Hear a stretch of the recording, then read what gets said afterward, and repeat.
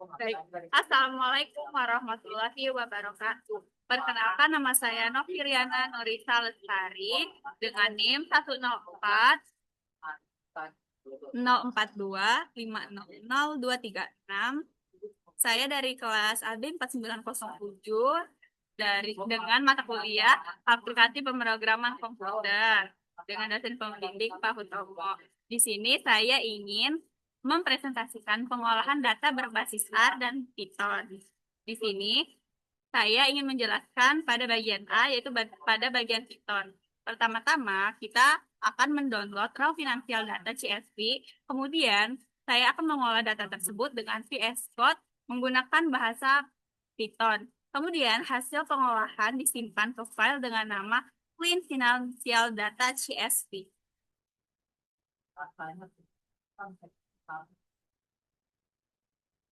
Baik. Pertama-tama, di sini kita akan menggunakan import pandas ASPD untuk memanggil fungsi-fungsi yang akan digunakan untuk mengolah data dan membersihkan data. Ini. Kemudian, yang pertama itu ada load data mentah.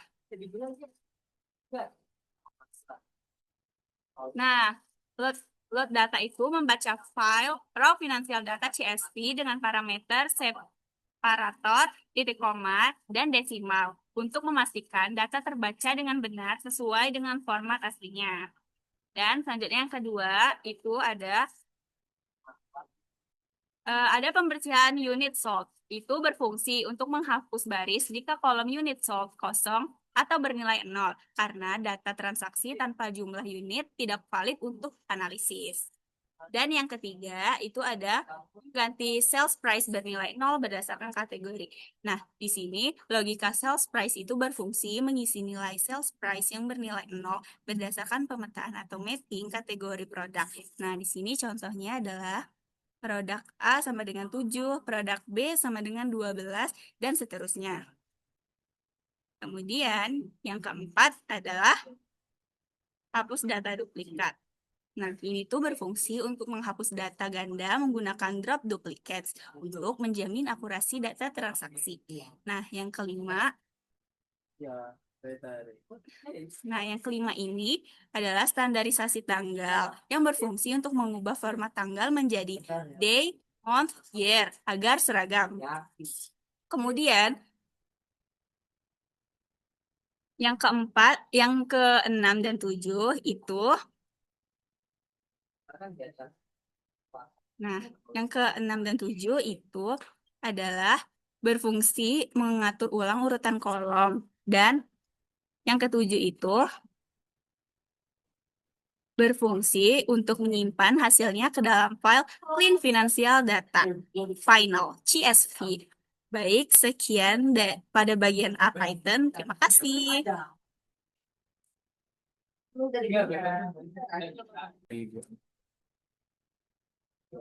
Baik, Assalamualaikum. Di sini saya akan melanjutkan pengolahan data berbasis R. Pada bagian R, olah data Clean Financial Data CSV dengan R Studio. Itu hasil pengolahannya disimpan ke file dengan nama Financial CSV dan Financial Plus CSV. Cuma plus doang ya kita. Apa? Plus doang. Itu kalau misalnya Nah, di sini secara keseluruhan try catch itu berfungsi sebagai penanganan kesalahan atau error handling.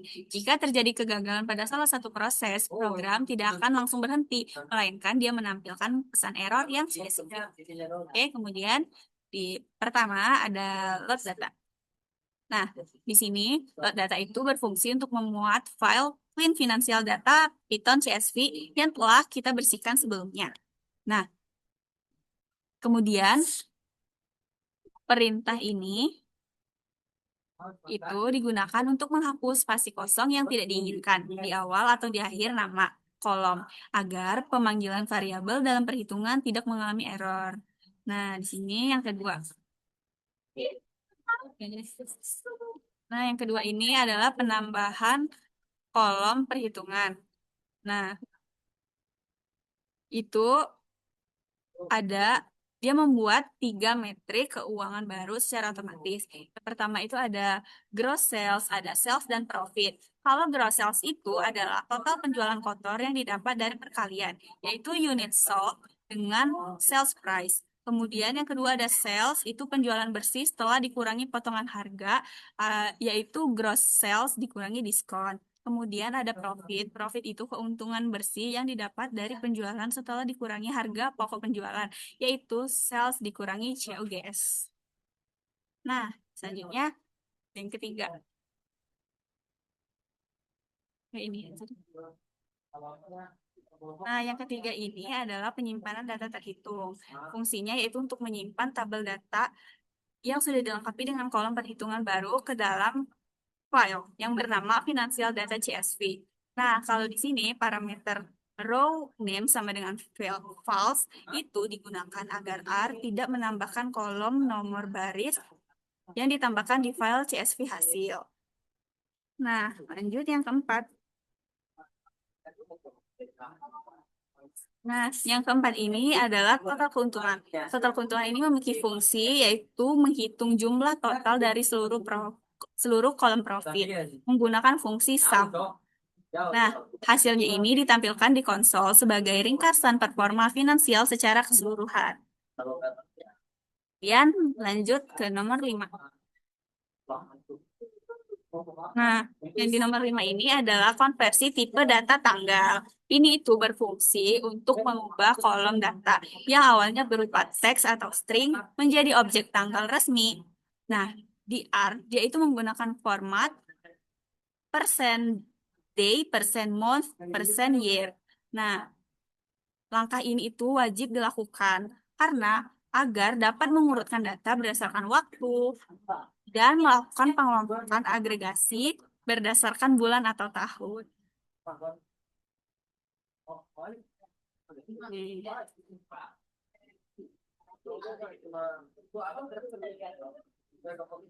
Kemudian yang ke-6. Nah, kalau yang ke-6 ini adalah visualisasi grafis atau dashboard.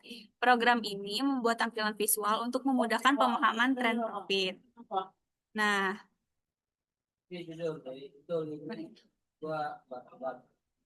itu kalau dia nggak kerja kan nggak bisa gue sama. Nah, ini grafik yang dibuat ini yaitu profit berdasarkan bulan, tahun, produk, dan negara. Kalau misalnya pada bagian ini, nah dia itu menggunakan bar plot ini itu untuk membuat diagram batang dengan warna yang berbeda-beda agar mudah dibedakan secara visual. Ini diagramnya. Kemudian nomor 7. Nah, nomor 7 ini adalah filter khusus analisis terperinci. Fungsinya itu untuk melakukan penyaringan atau filtering data khusus untuk bulan Desember tahun 2025. Nah, analisis ini mengurutkan data berdasarkan profit terkecil dan menampilkan 3 transaksi dengan performa terburuk di bulan tersebut untuk dievaluasi oleh manajemen. Kemudian, nomor 8. Nah, nomor 8 ini adalah identifikasi kerugian atau financial loss. Fungsinya itu untuk menyaring semua transaksi yang menghasilkan profit negatif. Profit kurang dari 0. Nah, terus transaksi yang merugikan disimpan ke dalam file terpisah, yaitu nama filenya yaitu Financial Loss CSV, agar tim manajemen bisa melakukan audit khusus pada transaksi tersebut. Sekian penjelasan dari saya mengenai pengolahan data berbasis R. Terima kasih. Wassalamualaikum warahmatullahi wabarakatuh. Apa nih kita gue nih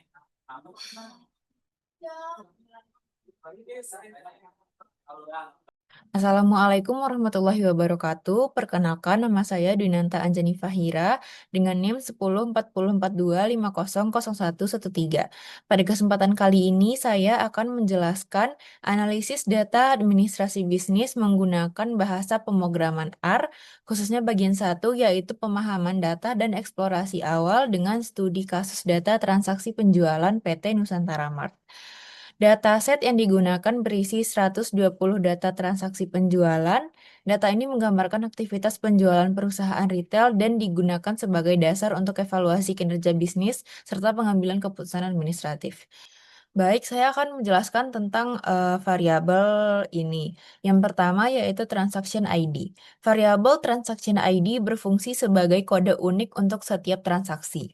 Dalam administrasi bisnis, variabel ini penting untuk melacak transaksi, melakukan audit, dan menghindari data ganda. Tanpa transaction ID, proses pengawasan dan pengecekan transaksi akan jauh lebih sulit. Kemudian yang kedua, transaction date. Variabel transaction date mencatat tanggal terjadinya transaksi. Data ini digunakan untuk membuat laporan penjualan berdasarkan periode waktu, melihat tren penjualan, serta membantu perencanaan promosi dan stok. Dari sisi administrasi, tanggal sangat penting untuk membandingkan kinerja bisnis dari waktu ke waktu. Kemudian branch ID dan branch city. Variabel ini menunjukkan identitas dan lokasi cabang. Variabel ini membantu manajemen untuk membandingkan performa antar cabang, mengawasi operasional, dan mengambil keputusan berdasarkan wilayah. Tanpa data cabang, manajemen hanya melihat angka total tanpa tahu cabang mana yang kinerjanya baik atau kurang. Kemudian selanjutnya produk ID dan produk kategori. Variabel ini digunakan untuk mengenali produk dan kelompok produknya. Dalam administrasi bisnis, data ini penting untuk mengelola stok, evaluasi produk yang paling laku, serta penentuan strategi pemasaran. Produk ID berfokus ke produk tertentu, sedangkan produk kategori digunakan untuk analisis yang lebih umum. Kemudian unit slot. Variabel unit slot menunjukkan jumlah unik yang terjual dalam satu transaksi. Variabel ini digunakan untuk melihat volume penjualan, perencanaan persediaan, dan memahami tingkat permintaan pasar. Data ini membantu membedakan apakah penjualan tinggi karena harga mahal atau karena jumlah barang yang terjual banyak. Kemudian unit price. Variabel unit price mencatat harga per unit produk saat transaksi berlangsung. Variabel ini penting untuk mengontrol harga, menganalisis strategi penetapan harga, dan menghitung nilai transaksi. Kesalahan pada data harga bisa berdampak langsung pada pelaporan keuangan. Kemudian diskon. Variabel diskon menunjukkan besar diskon yang diberikan pada transaksi.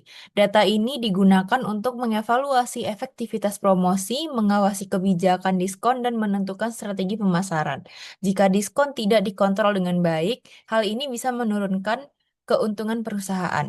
Dan yang terakhir yaitu total sales. Variabel ini menunjukkan nilai akhir dari setiap transaksi penjualan. Variabel ini menjadi indikator utama untuk melihat kinerja penjualan, evaluasi cabang, dan kontribusi produk. Bisa dibilang, total sales adalah gambaran langsung dari hasil aktivitas penjualan. Kemudian selanjutnya saya akan menjelaskan tentang eksplorasi data menggunakan R. Yang pertama yaitu kita membaca dataset. Langkah pertama yang saya lakukan adalah membaca dataset ke dalam R menggunakan fungsi read.csv. Setelah itu, data disimpan dalam bentuk data frame agar mudah untuk dianalisis. Yang kedua yaitu menampilkan 30 baris pertama. Kemudian saya akan menampilkan 30 baris pertama data menggunakan fungsi head. Tujuannya untuk memastikan data berhasil dimuat dan untuk melihat gambaran awal isi dataset. Saya juga menggunakan fungsi summary untuk melihat ringkasan statistik dari data, seperti nilai minimum, maksimum, dan rata-rata. Dari sini kita bisa mendapatkan gambaran umum, sebaran data, dan kemungkinan adanya nilai ekstrim. Kemudian saya akan menjelaskan evaluasi kualitas data yang merupakan bagian terakhir dari bagian satu, yaitu yang pertama pemeriksaan missing value. Untuk pengecekan kualitas data, saya melakukan pemeriksaan nilai kosong atau missing value menggunakan fungsi ISNA. Hasilnya menunjukkan bahwa tidak ada data yang kosong sehingga dataset ini sudah cukup lengkap. Kemudian dari hasil struktur dan ringkasan data, format variabel sudah sesuai dan nilainya masih masuk akal secara bisnis. Tidak ditemukan nilai yang tidak wajar seperti harga nol atau jumlah unit terjual yang negatif. Kemudian implikasi administratif. Kualitas data yang baik ini sangat penting dalam administrasi bisnis karena memastikan bahwa laporan, evaluasi kinerja, dan pengambilan keputusan bisa dilakukan dengan lebih akurat dan dapat dipercaya. Sekian dari penjelasan bagian satu. Analisis akan dilanjutkan dengan tahap analisis deskriptif dan insight bisnis. Terima kasih. Assalamualaikum warahmatullahi wabarakatuh. Perkenalkan, nama saya Kesha Dika Aurelia dengan nomor NIM 104042500083. Pada kesempatan kali ini, saya akan menjelaskan mengenai analisis deskriptif berdasarkan dataset transaksi penjualan PT Nusantara Mart yang terdiri dari 120 data transaksi. Pada bagian 2, di analisis deskriptif, yang pertama itu melakukan analisis deskriptif yang terdiri dari 3 yang akan dianalisis, yaitu total penjualan pada masing-masing cabang, rata-rata nilai transaksi pada masing-masing cabang, serta total penjualan berdasarkan kategori produk. Untuk yang pertama, total penjualan pada masing-masing cabang. Berdasarkan hasil pengolahan data transaksi PT Nusantara Mart, total penjualan pada masing-masing cabang menunjukkan perbedaan yang cukup signifikan. Cabang Yogyakarta mencatat total penjualan tertinggi dibandingkan cabang lainnya, disusul oleh Jakarta dan Surabaya. Sementara itu, cabang Bandung memiliki total penjualan paling rendah. Perbedaan ini menunjukkan bahwa setiap cabang memiliki performa administrasi dan penjualan yang berbeda-beda, yang dapat dipengaruhi oleh faktor lokasi, daya beli masyarakat, serta efektivitas pengelolaan operasional cabang. Yang kedua, rata-rata nilai transaksi pada masing-masing cabang. Hal analisis rata-rata nilai transaksi menunjukkan bahwa cabang Yogyakarta juga memiliki rata-rata transaksi tertinggi. Hal ini mengindikasikan bahwa nilai pembelian per transaksi di cabang tersebut relatif besar, baik karena jumlah unit yang dibeli lebih banyak maupun harga produk yang lebih tinggi. Sebaliknya, cabang Semarang dan Bandung memiliki rata-rata nilai transaksi yang lebih rendah, yang mengindikasikan transaksi cenderung bernilai kecil. Dari sisi administrasi bisnis, informasi ini penting untuk mengevaluasi strategi penjualan dan promosi di masing-masing cabang. Yang ketiga, total penjualan berdasarkan kategori produk. Jika dilihat dari kategori produk, frozen food memberikan kontribusi penjualan terbesar terhadap total pendapatan perusahaan, diikuti oleh kategori household.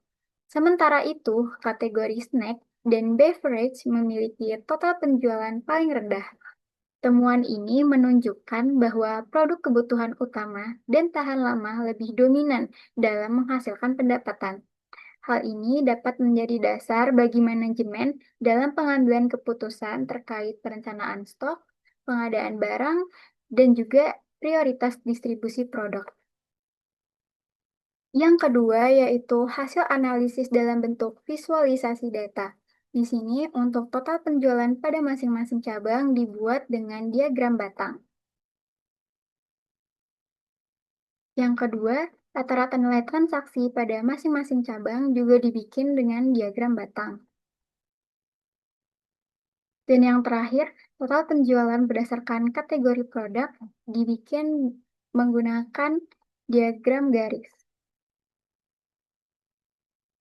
Kemudian dilakukanlah perhitungan dan visualisasi.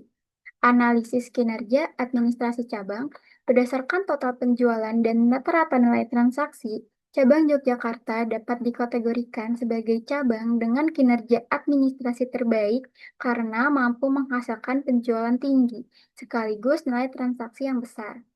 Cabang Jakarta dan Surabaya menunjukkan performa yang cukup baik dan juga stabil.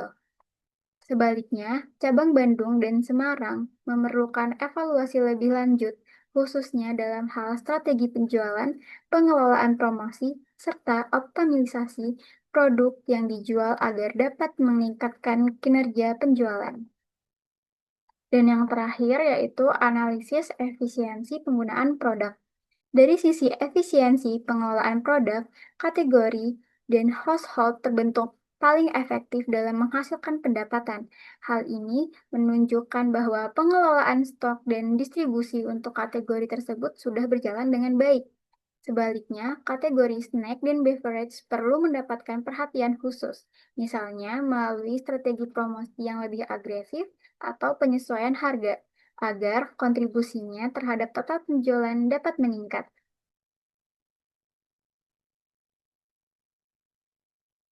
Sekian penjelasan dari saya mengenai analisis deskriptif. Terima kasih.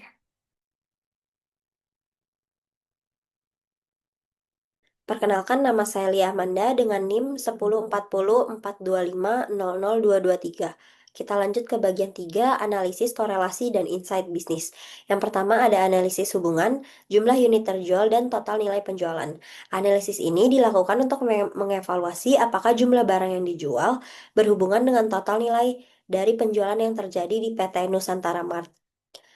Jumlah barang terjual mencerminkan seberapa besar volume penjualan, sementara total nilai penjualan menggambarkan tingkat pendapatan yang diperoleh perusahaan atas setiap transaksi. Secara teori, semakin tinggi jumlah barang yang dijual, maka semakin besar pula kemungkinan pendapatan yang dihasilkan. Meskipun demikian, hubungan ini perlu dikaji lebih lanjut dengan data, karena nilai penjualan juga dipengaruhi oleh harga per unit produk dan kategori produk yang ditawarkan. Dari data transaksi yang telah dianalisis, hubungan antara jumlah barang terjual dan total nilai penjualan menunjukkan pola yang dapat diobservasi secara kuantitatif melalui tabel ringkasan dan representasi visual berupa scatter plot. Lalu yang B, besaran diskon dan nilai transaksi. Analisis ini bertujuan untuk mengevaluasi efektivitas kebijakan diskon terhadap peningkatan nilai transaksi. Diskon sering digunakan sebagai strategi administrasi penjualan untuk menarik minat pelanggan dan meningkatkan volume pembelian. Namun, dalam praktiknya, pemberian diskon tidak selalu menghasilkan peningkatan nilai transaksi. Oleh karena itu, analisis hubungan antara besaran diskon dan nilai transaksi diperlukan untuk mengetahui apakah diskon benar-benar berdampak signifikan terhadap pendapatan perusahaan atau justru berpotensi menurunkan keuntungan. Lalu yang kedua ada metode analisis hubungan. Di sini saya akan memberi contoh untuk membuat tabel ringkasan. Lalu yang kedua ada metode analisis hubungan. Di sini saya akan memberikan contoh cara membuat tabel ringkasan. Yang pertama kita blok dulu, lalu kita insert dan pivot table. Di sini karena tabel ringkasannya untuk jumlah yang terjual, maka kita unit sold dimasukkan ke rows dan total sales dimasukkan ke values. Karena kita mencari rata-rata, maka kita klik yang average. Lalu ini kita bisa ubah jadi unit sold. Lalu kita grup, kita pilih angka berapa saja. Klik group selection. Karena di sini 25, jadi saya ambil 5 aja. Masing-masing 5. Lalu ini sudah jadi, ini untuk yang unit sold. Lalu kita buat yang diskon.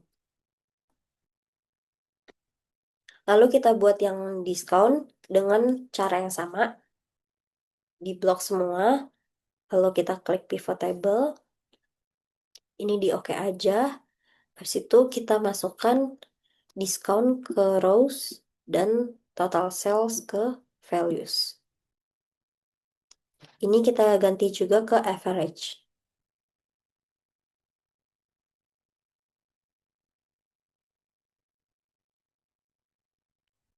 Ini sudah jadi.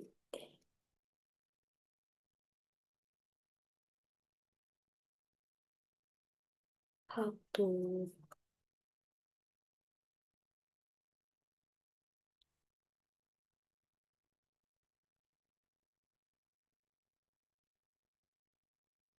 Lalu ini sudah jadi. Untuk yang itu kita tinggal ganti saja menjadi diskon.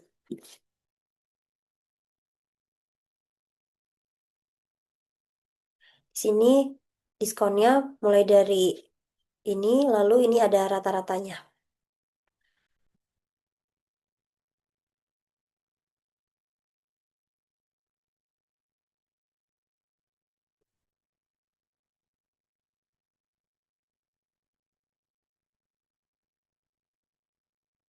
Lalu kita lanjut untuk membuat scatter plot. Di sini saya akan membuat scatter plot yaitu unit sold dan juga diskon. Dengan cara kita blok yang unit sold dengan total sales. Ini kita taruh sebelah sini. Kita ganti dengan jumlah unit terjual versus total nilai penjualan. Nah, untuk yang ini kita bisa ganti dengan cara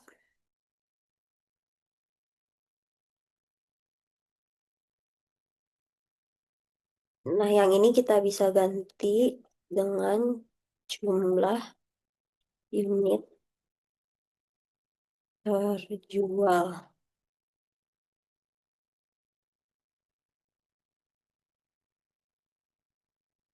Lalu sebelah sini kita ganti yang vertikal itu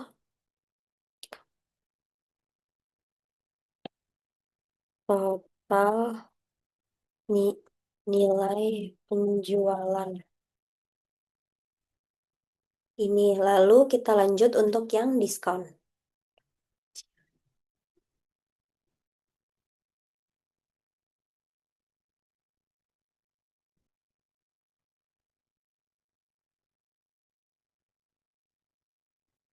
Lalu kita taruh sini.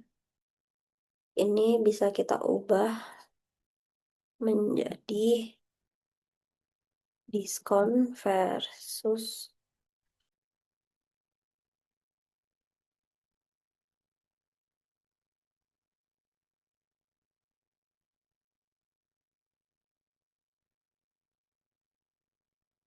lalu di sini kita ubah judulnya itu menjadi diskon nilai penjualan.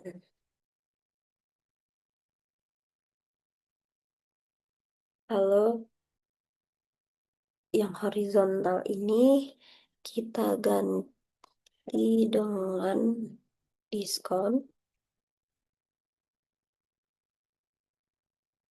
Dan untuk yang vertikal kita ubah menjadi nilai penjualan.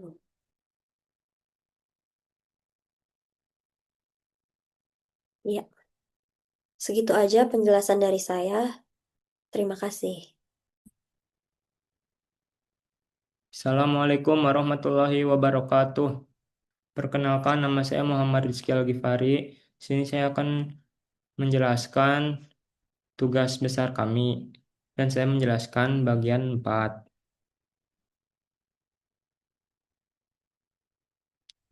Nah, yang pertama, yang bagian 4 itu yaitu analisis lanjut dan rekomendasi administratif. Yang pertama ada hasil analisis data. Cabang dengan performa terbaik dan terendah berdasarkan perhitungan total penjualan atau total sales per cabang diperoleh hasil sebagai berikut. Cabang dengan performa terbaik adalah cabang Yogyakarta dengan total pendapatan sebesar 12.110.500. Hal ini menunjukkan bahwa cabang tersebut memiliki kinerja penjualan paling optimal dibandingkan cabang lain.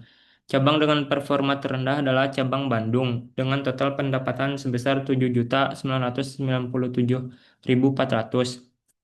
Rendahnya pendapatan ini mengindikasikan perlunya evaluasi terhadap strategi penjualan dan pengelolaan produk di cabang tersebut. Perbedaan performa antar cabang menunjukkan adanya variasi efektivitas operasional dan daya serap pasar di masing-masing wilayah.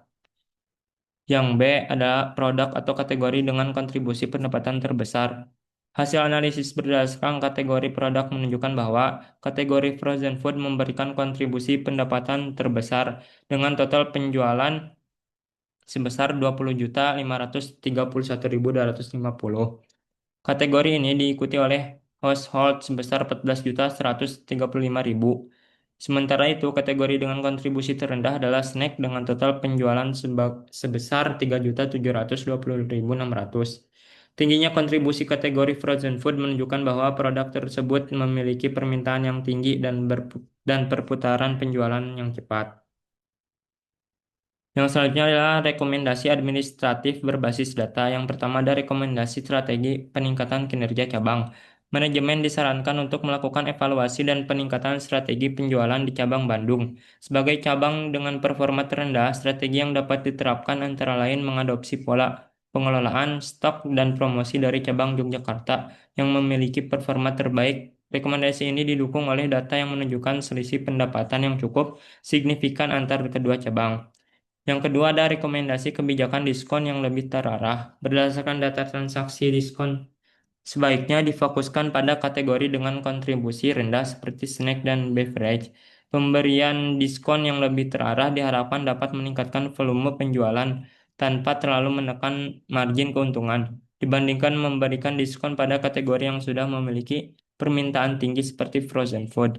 Yang ketiga yaitu rekomendasi perencanaan stok dan pengendalian administrasi. Perusahaan disarankan untuk memprioritaskan ketersediaan stok kategori frozen food dan household karena kedua kategori tersebut menyumbang pendapatan terbesar. Sebaliknya, kategori dengan kontribusi rendah perlu dilakukan pengendalian stok yang lebih ketat agar tidak terjadi penumpukan persediaan. Pendekatan ini akan meningkatkan efisiensi administrasi penjualan dan akurasi pelaporan keuangan. Sekian penjelasan dari saya. Terima kasih. Wassalamualaikum warahmatullahi wabarakatuh.